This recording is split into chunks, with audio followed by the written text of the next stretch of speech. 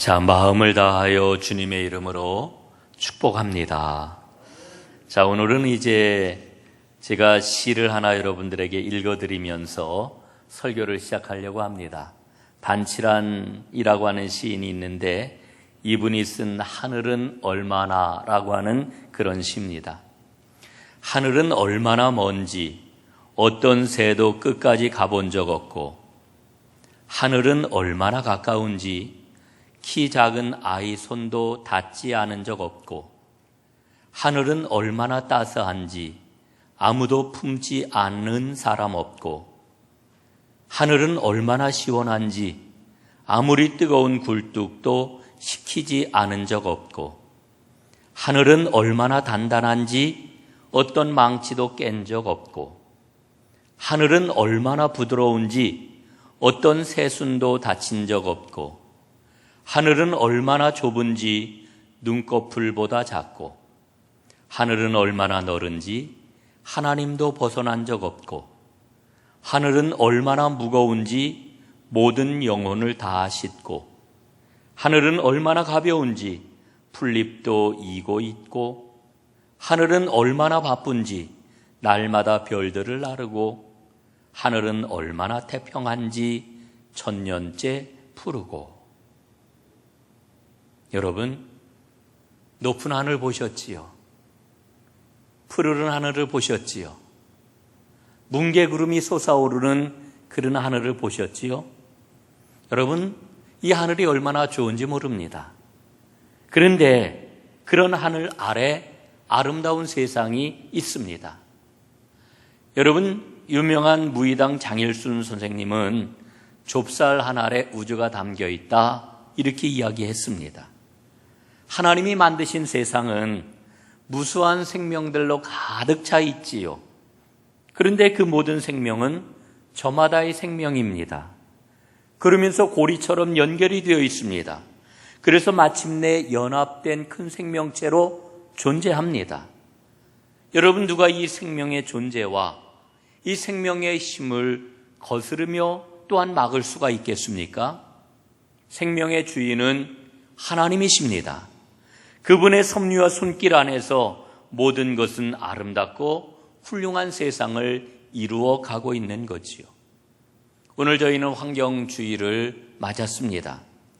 올해 환경주의의 주제는 작은 생명 하나까지도 라고 하는 주제입니다.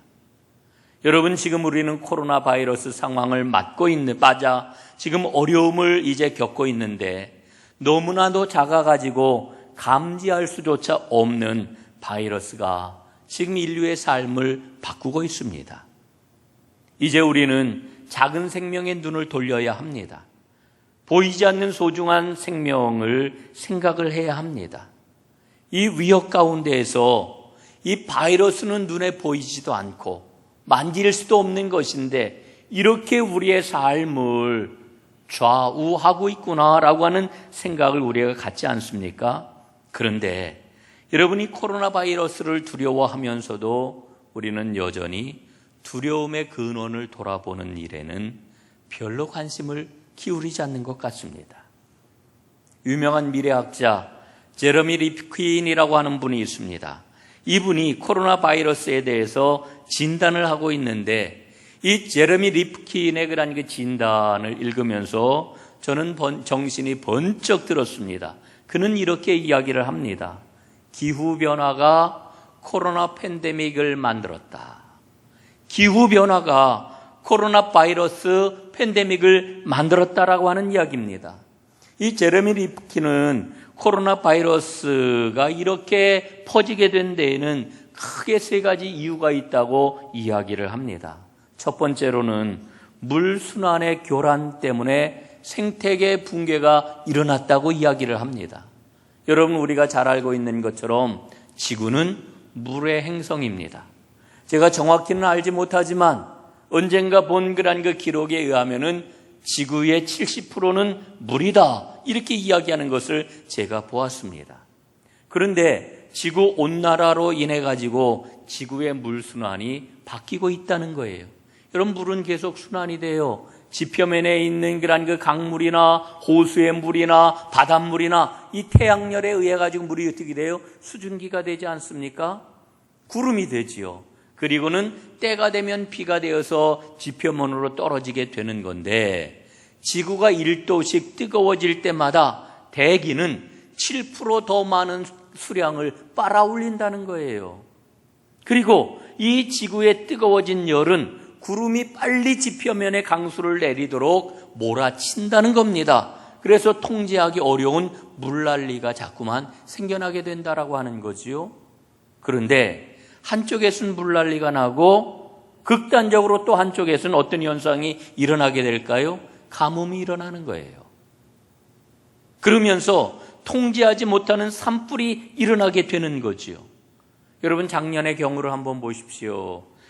미국의 그 캘리포니아가 얼마나 넓은 땅입니까? 그 캘리포니아의 그 3분의 1이 산불에 휩싸였습니다. 뿐만 아니라 호주에서도 산불이 났는데 호주의 산불의 그 규모는 캘리포니아 산불의 2배가 더 되는 이와 같은 규모입니다. 여러분, 그 2배의 규모가 어느 정도일까요?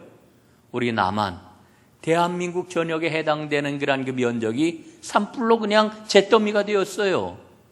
여러분, 상상이 가세요? 예? 우리나라만한 그 면적이 산불로 사라졌다니까요. 생태계가 변화하는 이 물순환을 따라잡지 못하고 붕괴하고 있는 겁니다. 두 번째는 인간이 지구에 남은 마지막 야생의 터를 침범하기 때문이다 이야기를 해요. 여러분, 1900년, 그러니까 지금으로부터 120년 전이에요. 그때만 해도 인간이 사는 땅은 지표면의 14%에 불과했대요. 그런데 2020년 지금은 거의 77%에 이르는 그 표면적에서 사람이 살고 있는 거예요.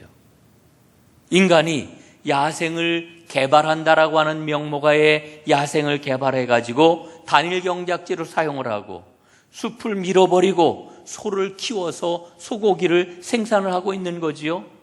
여러분, 우리 육식에 대해서 좀 깊이 생각을 해봐야 돼요. 이게 기후 유발을 지금 기후 변화를 유발하고 있다라고 하는 그런 이야기입니다.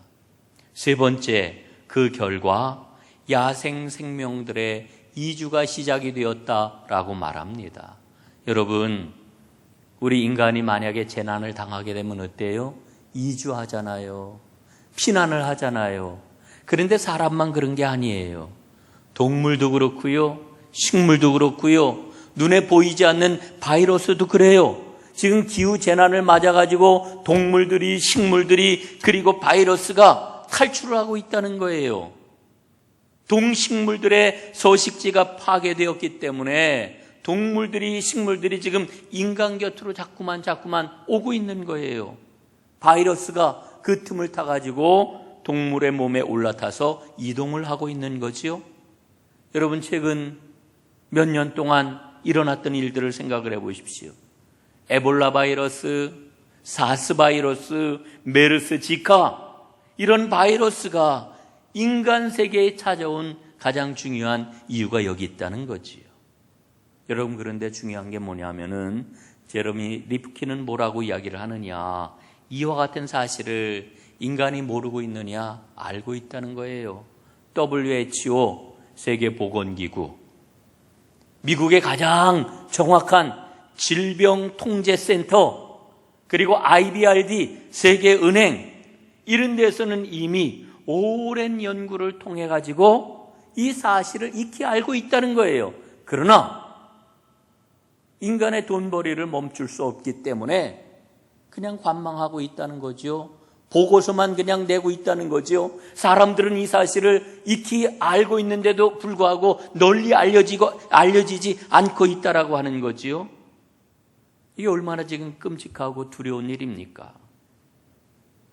앞으로 더 많은 전염병이 일어날 거라고 예상을 해요.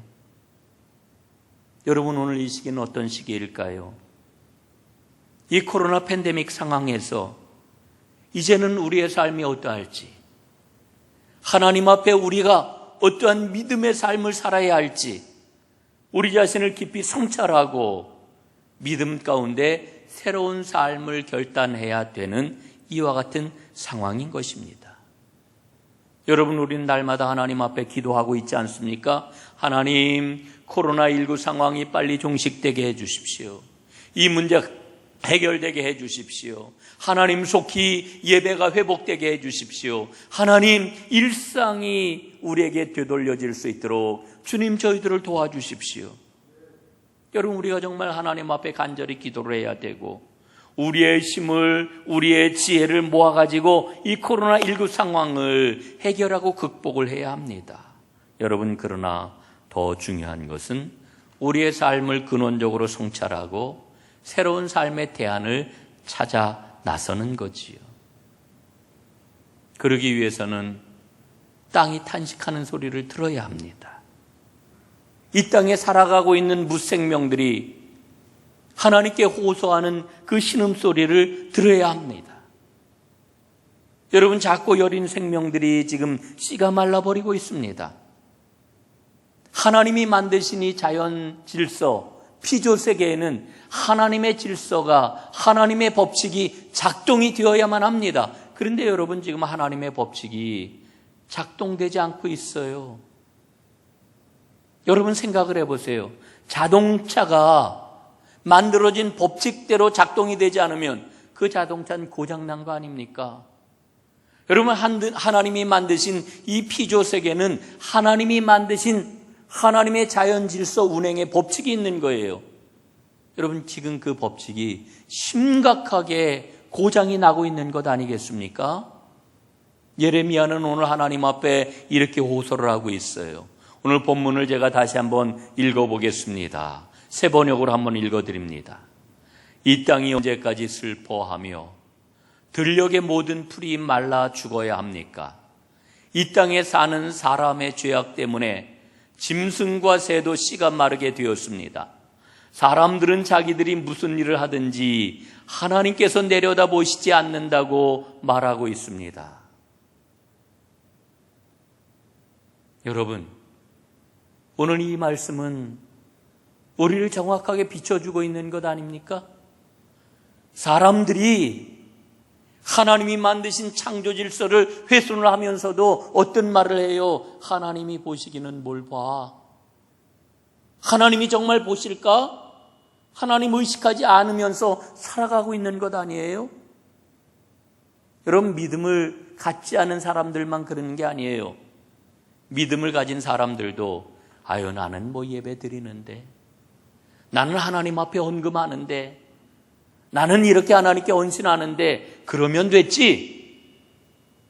여러분, 그러면서 우리는 그냥 하루하루 살아가고 있는 것은 아닙니까?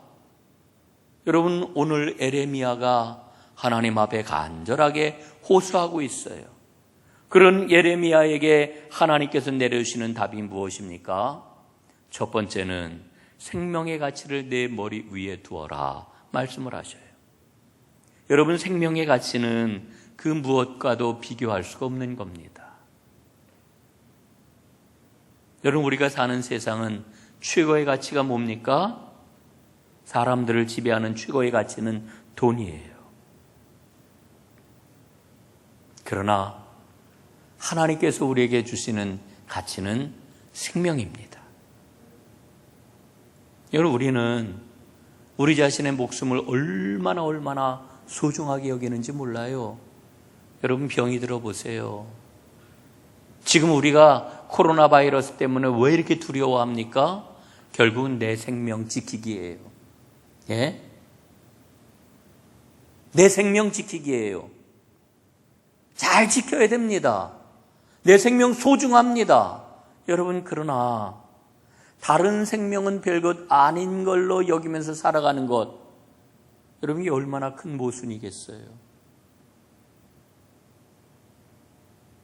정말 큰 모순입니다. 우리는 나 자신의 생명은 소중하게 여기고 다른 생명에 대해서는 소중하지 않게 여기는 이와 같은 삶의 모순을 꼭 봐야 됩니다. 그리고 이 모순된 삶에 대해서 하나님 앞에 회개해야 합니다. 생명의 무게는 천하의 무게입니다. 아시시에서 살았던 성 프란체스코는 모든 피조물은 한 혈육이라고 고백을 했지요. 모든 피조물 속에서 그는 인격을 발견을 했습니다. 그는 모든 동물들과 자연과 하늘의 태양과 별과 달들을 향해서도 형제 자매라고 노래를 했습니다. 여러분, 우리는 프란체스코가 노래한 그 찬송을 오늘날도 부르고 있지 않아요? 찬송가 69장입니다. 온 천하 만물 우러러. 예? 온 천하 만물 우러러 다 주를 찬양하여라. 할렐루야 할렐루야. 저 금빛 나는 밝은 해, 저 은빛 나는 밝은 달, 하나님을 찬양하라. 할렐루야 할렐루야. 여러분, 오늘 제가 시간이 없어서 이 찬송을 여러분과 부르지는 못합니다만은 여러분 꼭 집에 가셔서 69장 한번 1절부터 5절까지 다 한번 불러보세요. 그리고 그 가사를 한번 마음에 깊이 새겨보세요. 여러분, 이 프란체스코가 고백하는 형제라고 하는 말은 라틴어로 제루마누스라고 하는 단어를 사용을 해요. 제루마누스라고 하는 단어는 혈육을 나눈 형제라고 하는 뜻입니다.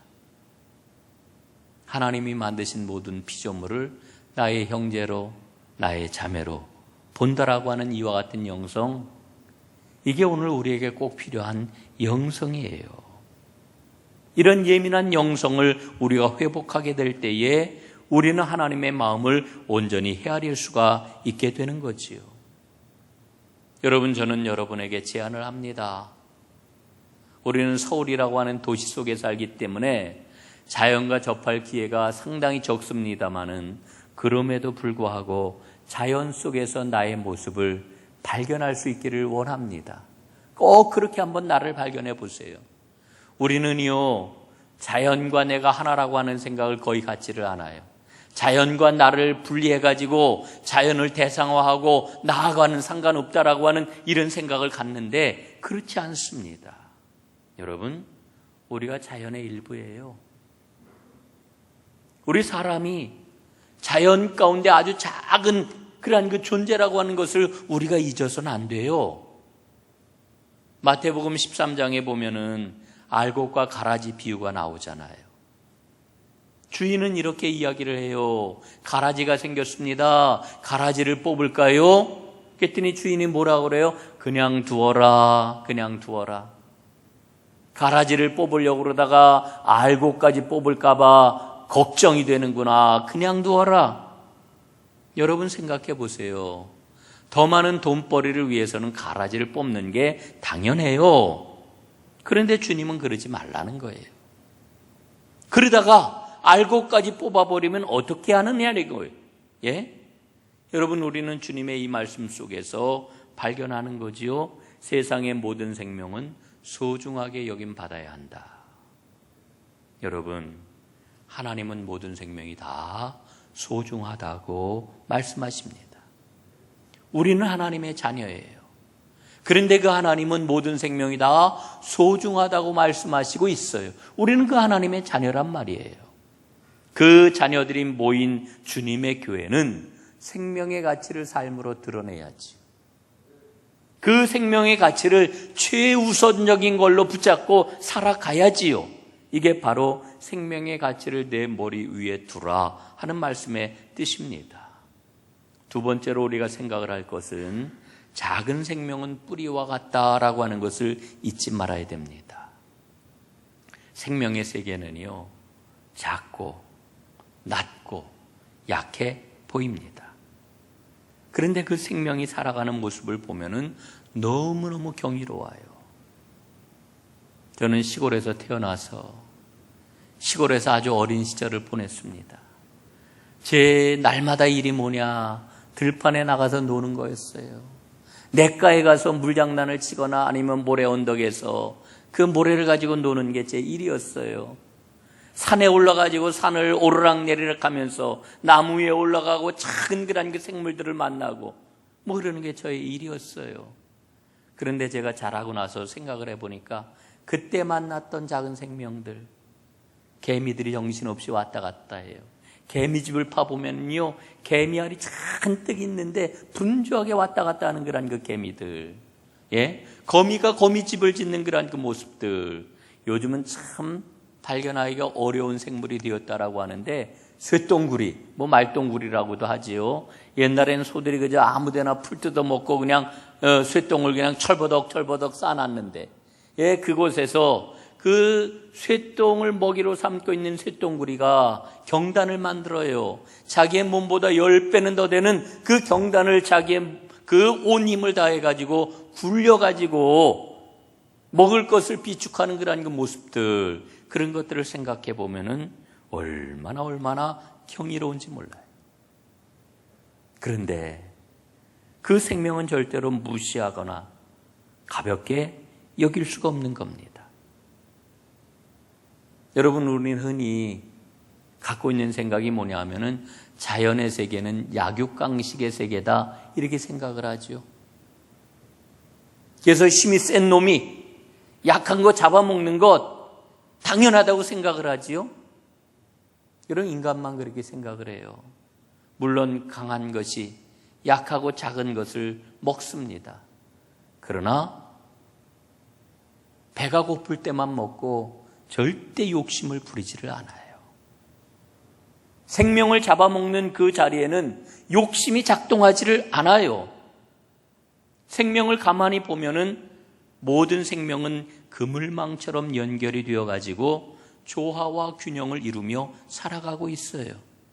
작은 생명들은 이 땅에 숨을 불어넣고 이 땅을 기름지게 하고 생명의 터전이 되도록 하는 일을 얼마나 광범위하게 있는지 몰라요. 오직 인간만이 최상위 포식자가 되어가지고 배고플 때만 자기의 몸을 위해 먹는 게 아니라 욕심을 위해서 자연을 훼손하고 있지 않습니까? 예수님께서는 잃어버린 한 마리 양 이야기를 우리에게 들려주십니다. 들판에서 목자가 양 한 마리를 잃어버리고 말았습니다. 그랬더니 그 목자가 어떻게 해요? 양 99마리를 들판에다 그냥 두고 한 마리를 찾아 나서는 겁니다. 예? 여러분, 이 이야기를 통해 우리가 발견하는 게 뭐예요? 작고 약한 한 생명에 대한 하나님의 분명한 뜻을 발견하는 거지요. 문제는 항상 인간에게 있어요. 인간은요, 약한 생명 존중하려고 그러지를 않아요. 힘없는 생명 배려하지를 않아요.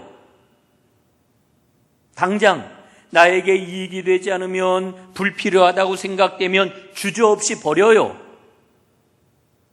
하나님의 창조 질서, 하나님이 만드신 그 법칙, 이걸 무시해버리고 살아가고 있어요. 여러분, 작은 생명 뿌리입니다. 모든 생명들은 바로 그 작고 보잘것없는 뿌리와 같은 생명에서 비롯되었습니다. 예수님은 겨자씨를 보라 말씀하시잖아요. 왜? 그 작은 건 눈에 띄지도 않는 작은 겨자씨 속에 뭐가 숨겨 있다고요? 하나님 나라가 숨겨져 있다. 하나님 나라가 들어있다. 예? 여러분, 오늘을 살아가는 우리도 이 작은 생명 하나를 통해 가지고 그 안에 계신 하나님을 볼 수 있어야 됩니다. 이 믿음이 오늘 우리에게 꼭 회복될 수 있기를 주님의 이름으로 축복합니다. 세 번째로 생각을 해볼 것은, 녹색 신앙을 실천하게 될 때에 교회는 이 땅에 진정한 하나님의 생명과 희망을 전할 수가 있습니다. 여러분, 하나님의 교회는 하나님의 새로운 피조물입니다. 하나님의 새로운 사회입니다. 교회는 시공간을 초월해요. 교회는 모든 인간의 경계를 넘어서요. 왜 그렇습니까? 우리 예수님께서 십자가 위에서 하늘과 땅의 경계를 허무셨기 때문에 그렇습니다. 여러분, 예수님께서는 당시에 가장 큰 경계였던 유대인과 이방인의 경계를 무너뜨리셨어요. 유대인들에게는 구원이 보장되어 있지만 이방인들에게는 어떠했습니까? 구원이 절대 허락되지 않았어요. 예수님은 이 경계를 허무신 거예요. 이 경계가 허물어지지 않으니까 결국 예수님께서는 십자가 위에 자신의 몸을 제물로 드려가지고 십자가 제단 위에 들이셨던 거예요. 그래서 이 경계를 허물어 버리셨단 말입니다. 예수님께서는 십자가 위에서 인간의 저주를 푸셨어요. 죽음의 저주, 영원한 형벌의 짐을 벗겨주셨습니다. 그래서 죽음을 넘어서서 영원한 생명을 우리에게 가져다 주셨지요. 이것을 우리는 뭐라고 그래요? 예수님의 십자가 복음이라고 그러잖아요. 예수님의 구원의 복음이라고 이야기하잖아요.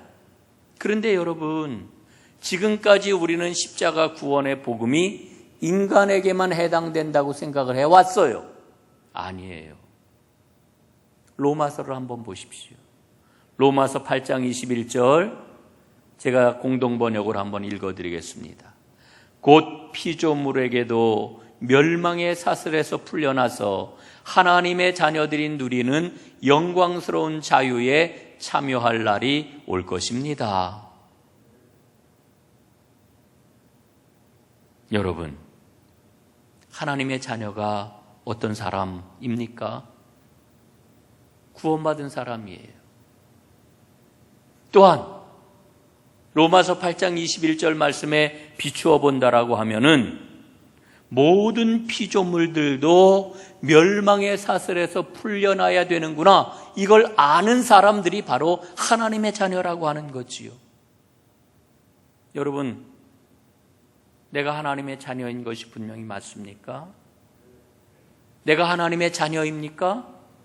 여러분, 그렇다면 하나님께서 만드신 피조물, 피조세계가 고통 가운데 있다라고 하는 이 사실을 우리는 보아야 됩니다.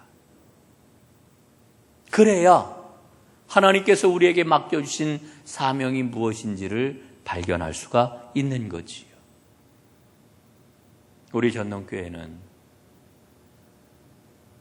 성경 가운데 숨겨있는 이 가장 큰 비밀, 오래된 이 비밀, 이 녹색 신앙을 다시 두 손에 꽉 잡고 하나님의 말씀을 향하여 나아가는 교회가 우리 전농교회인 줄로 분명 믿습니다. 여러분, 저는 오늘 이 믿음을 가지고 우리에게 맡겨주신 주님의 사명을 성경적으로 확대해 나가는 공동체, 우리 전농교회가 그와 같은 공동체가 되어야 한다고 분명히 믿습니다. 제가 요즘 하나님 앞에 날마다 기도하는 기도 제목이 있습니다. 하나님, 우리 은총예수 전농교회가 진정으로 선교하는 교회가 되게 해주십시오. 선교하는 교회가 되게 해주십시오. 우리 시대에 진정한 선교가 뭘까? 하나님의 피조 세계가 지금처럼 심각한 위기에 처해 있는데도 사람들이 이를 감각하지를 못해요. 이를 보려고 하지를 않아요. 믿음을 가진 교회들도 그래요. 성경 말씀을 보아도 하나님의 중요한 메시지를 건성건성 건너뛰고 있어요. 여러분이 기후 위기의 문제를 오늘 우리에게 주신 신앙의 핵심적인 과제로 받아들이지 않는다면 우리가 과연 하나님을 기쁘시게 하는 하나님의 자녀일까 생각을 해보아요. 하나님 앞에 저는 날마다 이렇게 고백을 해요. 하나님, 우리 전농교회가 힘을 내서 선교해야 되겠습니다. 하나님, 이 기후 위기가 심각한데 이 일을 우리의 믿음으로, 나의 믿음으로 받아들일 수 있도록 세심과 능력을 저희에게 허락해 주십시오. 우리 은총예수 전농교회 모든 성도들이 이 녹색 신앙을 가지고 앞장서게 해 주십시오. 이렇게 기도해 온 지 사실 한 2달쯤 되었어요. 예? 그런데 하나님께서 어느 날 새벽 제 마음에 이런 마음을 주셨어요. 너 아프리카를 한번 봐라. 너 몽골을 한번 봐라. 거기에서 일어나고 있는 온갖 빈곤의 문제, 질병의 문제, 사회적인 갈등의 문제, 이게 다 어디에서 비롯됐다고 생각하니? 다 기후위기에서 생겨난 문제들이에요. 우리는 단순하게 사람들이 그냥 물이 없어 굶어 죽고 먹을 게 없어 굶어 죽고 그래서 병들어서 고난 가운데 있고 이런 걸로 생각을 했는데 현상을 깊이 들여다보니까 그 모든 문제들이 다 기후위기의 문제더라고요. 하나님, 우리 교회가 전적으로 선교해야 되겠습니다. 하나님, 우리 교회가 정말로 환경신앙을 실천해야 되겠습니다. 그리고 우리가 환경신앙을 실천하는 것을 이 선교와 제대로 연결을 해보겠습니다. 주님 지혜를 주시고 능력을 주십시오. 사랑하는 여러분, 여러분들도 함께 기도해 주시기를 간절히 부탁을 드립니다. 여러분, 교회는 예수님의 부활 신앙을 소유한 곳이 교회잖아요. 부활 생명을 가진 사람들이 모인 곳이잖아요. 여러분, 부활 생명을 가졌다라는 게 뭐예요? 육적인 생명하고는 그 모습이 근본적으로 달라요. 육적인 생명은 이기적이에요. 나밖에 몰라요. 조금 범위를 확대하면은 내 가족밖에 몰라요. 육적인 생명은 이기적이에요. 욕심이 얼마나 충실한지 몰라요. 그러나 부활 생명은 한 알의 밀이 땅에 떨어져 죽음으로 많은 열매를 맺는 생명, 이게 부활 생명이에요. 여러분, 녹색신앙은 이 부활 생명을 가진 사람이 살아내는 신앙입니다. 저는 우리 은총의 숲 전농교회가 이 녹색신앙을 가지고 세상에 새로운 생명을 일구어내는 하나님 나라가 어떤 삶이냐, 그 대안적인 삶을 분명하게 보여주는 세상의 아름다운 희망이요 생명이 되는 그런 교회가 될 수 있기를 간절히 소원합니다. 이제 오늘 설교를 마무리하려고 합니다. 제가 시를 한 편 읽어드림으로 오늘 설교를 시작을 했는데 마무리도 시 한 편으로 마무리하려고 합니다. 박경리 씨의 기다림이라고 하는 시입니다. 이제는 누가 와야 한다. 산은 무너져 가고 강은 막혀 썩고 있다. 누가 와서 산을 제자리에 놔두고 강물도 걸러내고 터 주어야 한다. 물에는 물고기가 살게 하고 하늘에 새들 날게 하고 들판에 짐승 뛰놀게 하고 초목과 나비와 뭇벌레 모두 어우러져 열매 맺게 하고 우리들 머리털이 빠지기 전에, 우리들 손톱 발톱 빠지기 전에, 뼈가 무르고 살이 썩기 전에 정다운 것들, 수천 년 함께 살아온 것들 다 떠나기 전에 누가 와야 한다. 기도하겠습니다. 하나님 아버지, 고맙습니다. 오늘 하나님의 주신 말씀을 마음에 새겨보았습니다. 이 땅에 사는 사람의 죄악 때문에 짐승도 새도 씨가 마르게 되었는데 사람들은 여전히 내가 무슨 일을 하든지 하나님이 보시긴 뭘 봐 이러며 살아가고 있습니다. 저희들을 불쌍히 여겨 주옵소서. 저희들을 긍휼히 여겨 주옵소서. 하나님께서 창조 세계에 그 질서, 그 법칙을 만들어 놓으신 대로 모든 것을 회복하는 일에 저희들을 사용해 주시옵소서. 쉽지 않은 길입니다. 그러나 우리에게 예수 부활의 생명을 허락해 주셨으니 이 믿음을 가지고 하나님이 기뻐하시는 녹색 신앙의 삶을 살아가는 하나님의 사람들 다 되게 하시고 푸르른 은총의 숲 우리 전농교회가 되게 하여 주옵소서. 이 삶이 가장 큰 복인 줄로 믿습니다. 예수님의 이름으로 기도드리옵나이다. 아멘.